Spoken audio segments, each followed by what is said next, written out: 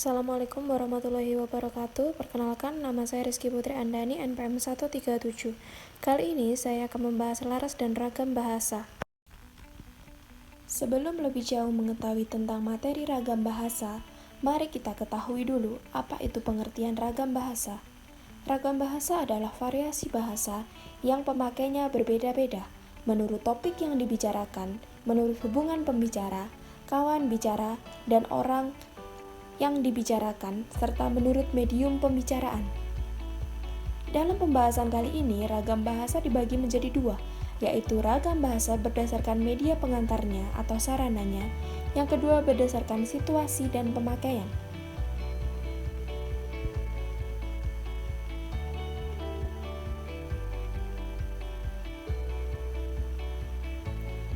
Ragam bahasa berdasarkan media pengantarnya dibagi menjadi dua lagi, yaitu ragam bahasa lisan dan ragam tulis.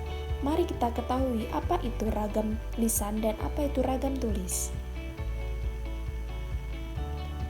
Ragam lisan adalah bahasa yang diujarkan oleh pemakai bahasa. Kita dapat menemukan ragam lisan yang standar, misalnya pada saat orang berpidato atau memberi sambutan, dalam situasi perkuliahan, ceramah, dan lainnya. Dan ragam lisan yang non-standar, misalnya dalam percakapan antar teman, di pasar, atau dalam kesempatan non-formal lainnya.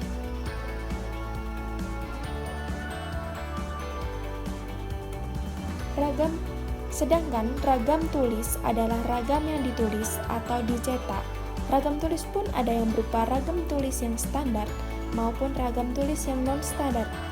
Ragam tulis yang standar kita temukan pada buku-buku pelajaran, teks majalah, surat kabar, poster, dan iklan.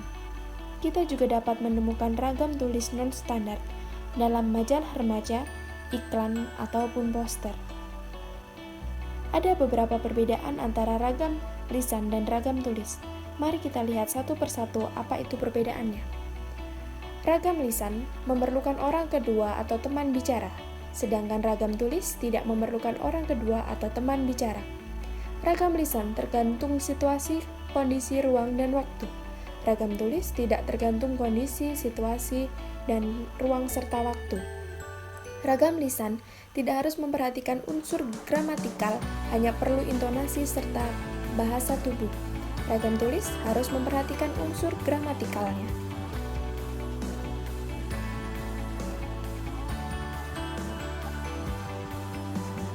Ragam lisan berlangsung cepat, ragam tulis berlangsung lambat. Ragam lisan sering dapat berlangsung tanpa alat bantu, ragam tulis selalu memakai alat bantu. Ragam lisan, kesalahan dapat langsung dikoreksi. Ragam tulis, kesalahan tidak dapat langsung dikoreksi. Ragam lisan dapat dibantu dengan gerak tubuh dan mimik wajah serta intonasi. Gerak tulis tidak dapat dibantu dengan gerak tubuh dan mimik muka, hanya dibantu dengan tanda baca.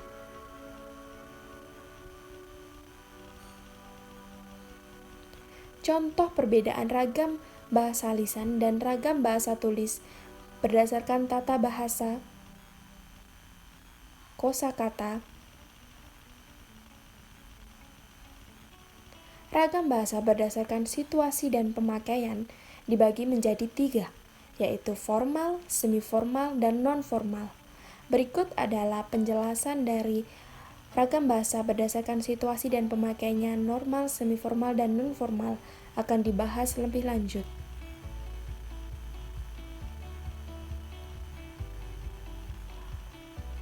Ragam formal digunakan dalam situasi resmi.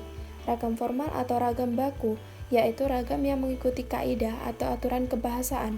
Bahasa baku tidak dapat digunakan untuk segala keperluan, tetapi hanya untuk komunikasi resmi, wacana teknis, pembicaraan di depan khalayak ramai, pembicaraan dengan orang yang dihormati.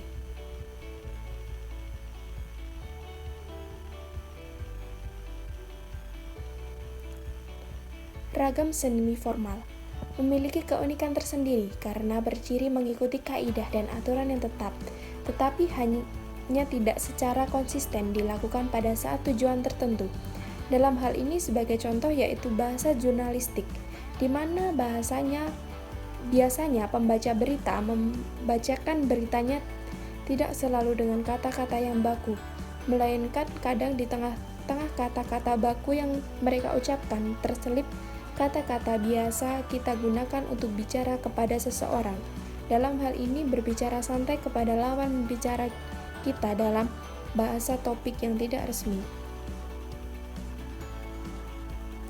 Ragam nonformal tidak mutlak untuk menggunakan pemakaian kata baku, atau dalam hal ini ragam nonformal berciri tidak sesuai kaidah atau aturan yang tetap. Contohnya seperti saat kita mengobrol santai dengan teman. Bahasan selanjutnya adalah tentang laras bahasa. Untuk mengetahui apa yang kita bahas tentang laras nanti, mari kita bahas dulu pengertian laras bahasa. Laras bahasa adalah kesesuaian antara bahasa dan pemakainya. Dalam pembahasan kali ini, yang akan kita bahas adalah laras bahasa. Apa itu laras ilmiah? Laras ilmiah biasa digunakan pada penulisan karya ilmiah. Karya ilmiah memiliki tujuan dan khalayak sasaran yang jelas. Meskipun demikian, dalam karya ilmiah, aspek komunikasi tetap memegang peranan utama.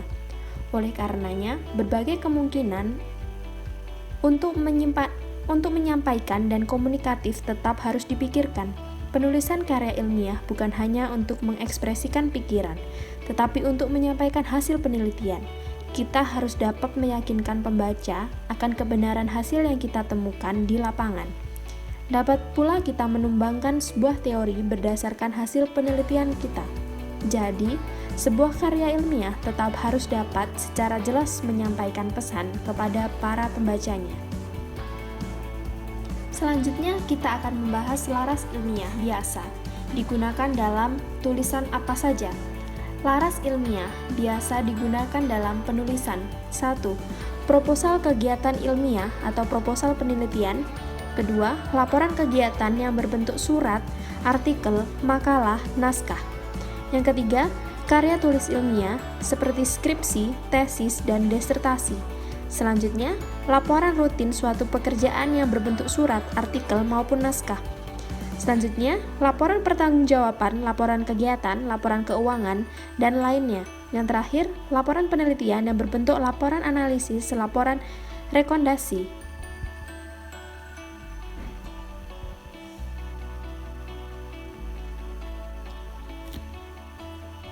Bahasan yang terakhir adalah ciri-ciri laras bahasa ilmiah.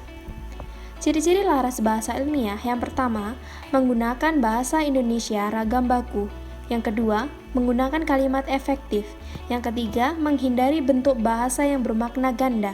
Yang keempat, penggunaan kata dan istilah yang bermakna lugas dan menghindari pemakaian kata dan istilah yang bermakna kias. Kelima, menghindari penonjolan pesona dengan tujuan menjaga objektivitas isi tujuan. Yang terakhir, adanya keselarasan dan keruntuhan antar proposisi dan antar alinea.